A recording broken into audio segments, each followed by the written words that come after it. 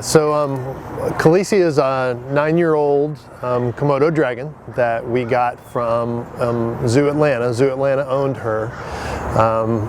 She was hatched in LA, Los Angeles Zoo, 9 years ago. So she came to us right at about 8 years ago and has been one of our premier exhibits in our We Play area, and kind of a favorite of staff and guests alike. We noticed some behavior that was pretty indicative of reproductive behavior with Komodo dragons about 2 weeks ago. She was becoming lethargic.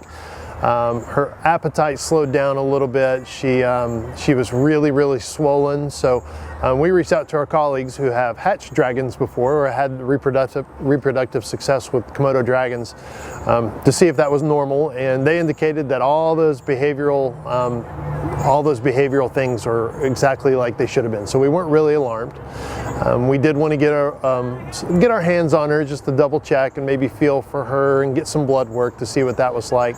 So last Friday we caught her up. We loaded it up in her crate and took her to the clinic here on zoo grounds and got a little bit of blood from her. We were able to take some radiographs or x-rays of her to see what we could see, and that was fairly inconclusive except for the fact that she had a really high calcium level in her blood, and high calcium levels in dragons could be indicative of having eggs, or a lot of times it's indicative of other disease.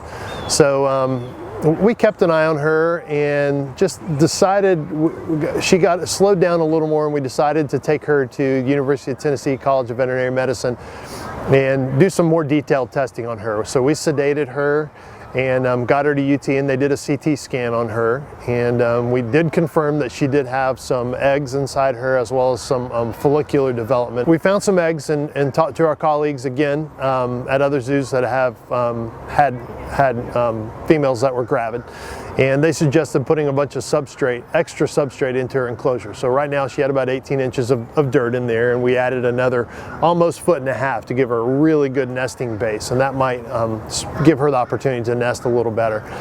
And then unfortunately this morning, Monday morning, our keeper staff came in and found she had passed. So yeah, it looks like she had a whole systemic body infection from these follicles that weren't doing well.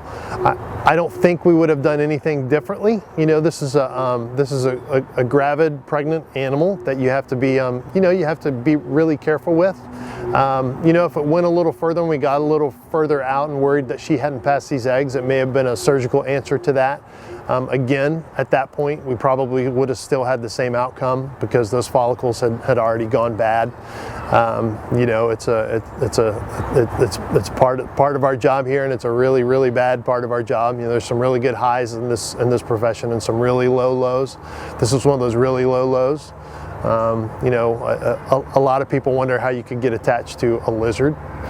She was a cool lizard. She was she may have been my favorite animal in the whole collection. So personally, it's pretty bad for me, as well as a bunch of other staff who feel the same way. She is extra smart. She was an extra smart Komodo dragon. I mean, as a species, they're really smart animals anyway. Really reacted individually to people. Really reacted individually to me. You know, some of my anthropomorphic thoughts think that I helped raise her since she was a hatchling and all of that. So I mean, there might be some of that read between the lines, but I really could see her respond differently to me. She's really gentle.